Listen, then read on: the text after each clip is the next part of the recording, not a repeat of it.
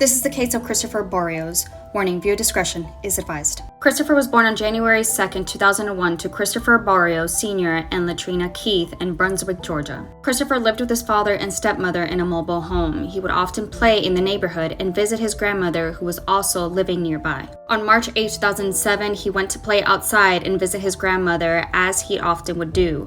Christopher, unfortunately, never made it to his grandmother's house. Christopher was last seen walking with a toy lightsaber. When his stepmother realized Christopher was not at his grandmother's house and couldn't locate him, she contacted his father at work so he can help with the search. They couldn't find Christopher, so they called the police. Local investigators in the GBI quickly organized search teams and interviewed the residents of the mobile home park. One of the investigators saw a lightsaber in the yard of a mobile home that was in the path that Christopher took to go from his grandmother's home to his father's home. The investigator observed that the occupants behaved suspiciously when asked about the toy. The trailer park housed a number of men with a history of sex offenses, including Christopher's father. The following week, investigators found Christopher's body in trash bags in a wooded area. The boy had been raped anally and orally and choked to death.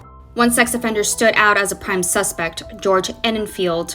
George's father, David Edenfield, was also known as an offender who had sexually assaulted a family member of his. The elder Edenfield admitted that he and George had lured Christopher into their home. The two men had raped and sodomized the boy while Peggy Edenfield watched and masturbated. The Edenfield believed that after the horrific sexual assault, their only way of avoiding detection was to unalive Christopher and dispose of his body after he stated that he was going to tell his family about the assault. David Edenfield told authorities that his son strangled Christopher. He put his hand over George so he could feel what it was like to participate in a killing. Christopher was dead. I guess it excited all of us, David Edenfield stated.